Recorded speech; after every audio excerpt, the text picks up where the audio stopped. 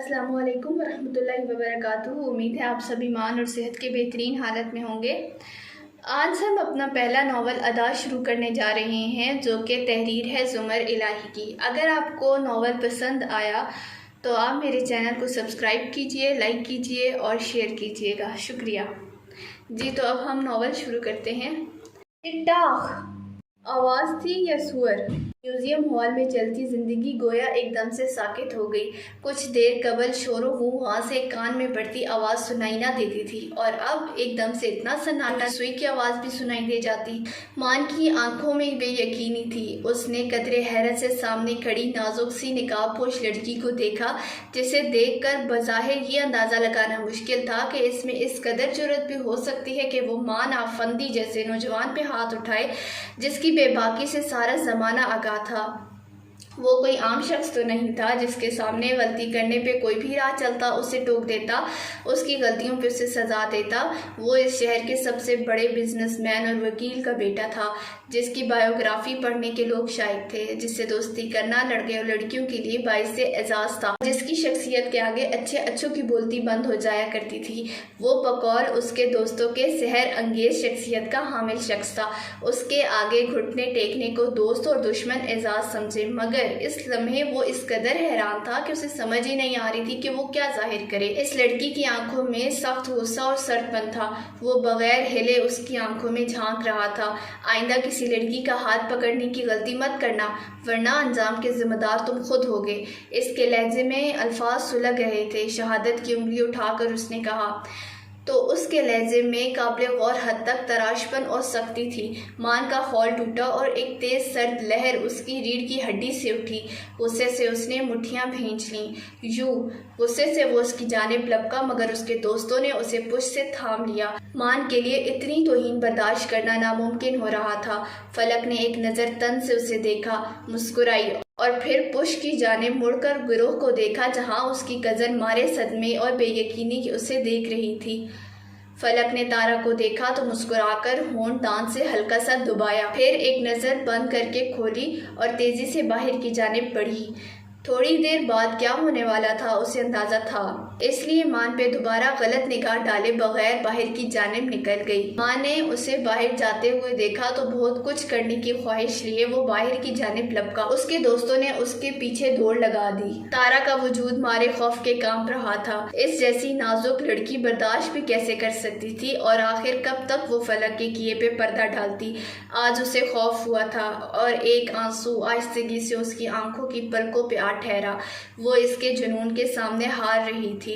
उसने गर्दन घुमा के इर्द गिर्द देखा तो उसकी तमाम हमजमात उसे देख रही थी। वो सब उसके और फलक के रिश्ते से आगाह थी।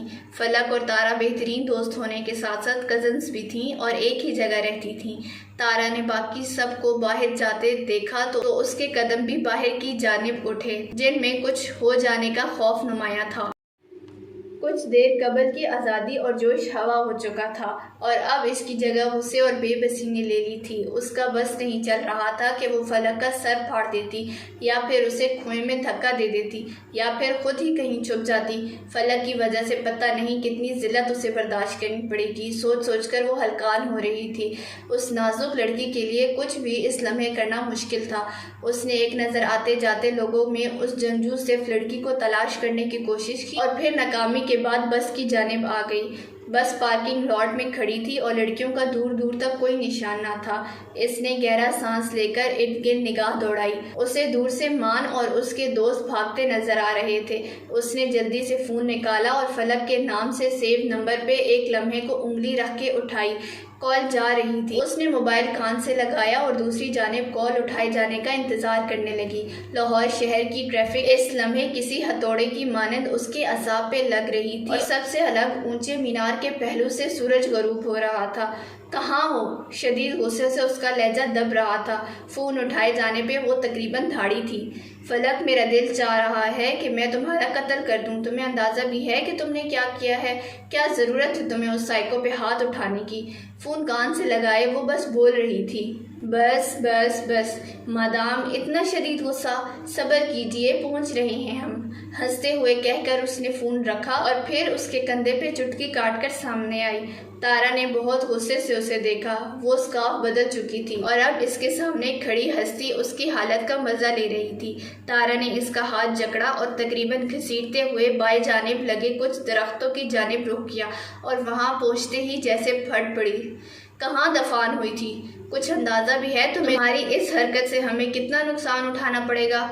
ریلیکس ریلیکس ریلیکس تارا ڈارلنگ. بم پھینکنے کے بعد میرا دماغ تو خراب نہیں تھا کہ میں خود بھی وہیں کھڑی رہتی. اور اسے کس نے کہا تھا کہ فلک سلطان کا ہاتھ پکڑنے کی گستاخی کرتا؟ شکر کرو ابھی ہم نے اس گستاخ کا سر قلم نہیں کروا دیا.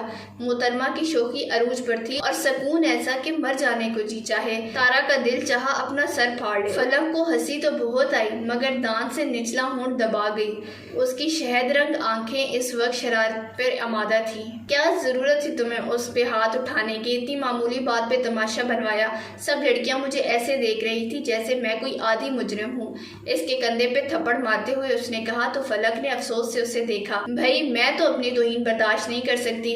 کوئی میری طرف ایک انگلی اٹھائے گا تو میں اس کی طرف 10 اٹھاؤں گی اور کوئی تماشا نہیں بنا. میں نے کیا غلط کیا؟ سیلف ڈیفینس ہر شہری کا حق ہوتا ہے. لفظ سیلف ڈیفینس پہ ساتھ ہی ایک آنکھ بند کی. فلک میرا دل چاہ رہا ہے کہ میں تمہاری یہ ایک آنکھ پھوڑ دوں. تمہیں اندازہ بھی ہے اگر حنان بھائی، ابا یا پھر چچا وغیرہ کسی کو پتہ چل گیا تو وہ کیا کریں گے؟ پہلے تو حنان بھائی ہی ہماری پڑھائی کے اتنے خلاف ہیں اور اب ہم ان سے پوچھے بغیر ٹرپ کے ساتھ آ گئے. میں نے تم سے کہا بھی تھا کہ تم امی سے پوچھ لو لیکن تم خود تو تم ہو ہی مہم جو مجھے بھی کسی دن مرواؤ گی. شدید جذبات میں جو اس کے منہ میں آ رہا تھا بولتی جا رہی تھی. فلک نے ناگواری سے اسے دیکھا اور پھر درخت سے پشت ٹکا لی. یار تم کتنا بولتی ہو، سانس بھی لے لیا کرو. اس کی بڑی سی تقریر کے بعد جواب میں چند الفاظ نے تارا کو مزید گرم کر دیا. ہاں بہت خوب، تم لوگوں کو مارتی پھرو، ان کے سر قلم کروا دو اور میں بولوں بھی نہ. اچھا بھائی بولتی رہو، بس مہربانی کر کے بار بار پتہ لگ جائے گا، پتہ نہ لگ جائے وغیرہ مت بولو. تمہیں تو پتہ ہی ہے میں چھوٹے سے دل کی عام سی لڑکی ہوں، مجھے یہ ٹارچر برداشت نہیں ہوتا. ایک بار پھر اس نے کھول کر آنکھ بند کی تو تارا مخص افسوس سے اسے دیکھتی رہ گئی. تو میری بات ذہن میں بٹھا لو، اگر اس بار ہم پکڑے گئے تو حنان بھائی کچھ کرے نہ کرے، ابا ضرور ہم دونوں کو اس بڑے منہ والے کتے کے سامنے پھینک دیں گے. اور قسم لے لو اس بار جو میں نے تمہیں بچا لیا. یہ کہہ کر اس نے خالی ہاتھ دکھایا تھا جس کا مطلب تھا کہ اب کی بار مجھ سے کوئی امید مت رکھنا. فلک نے آنکھیں سکیڑ کر اسے دیکھا اور آگے کو ذرا جھکی اور ساتھ ہی درخت کی پشت بھی چھوڑ دی. اگر ایسا موقع آیا بھی تو فلک نہیں مانے گی، باقی تم اپنا حساب دیکھ لینا. اس کا مطلب کیا تھا تارا نے خوب سمجھ لیا تھا اور اس کا اعتماد دیکھ کر تارا دل میں داد دیے بغیر نہ رہ سکی، مگر اس کا برآمدہ اظہار کرنا اپنے پاؤں پہ کلہاڑی مارنے کے برابر تھا. فلک نے گہری مسکراہٹ کے ساتھ اسے دیکھا اور پھر بس میں بیٹھتی لڑکیوں کو دیکھ کر خود بھی ان کی جانب چل دی.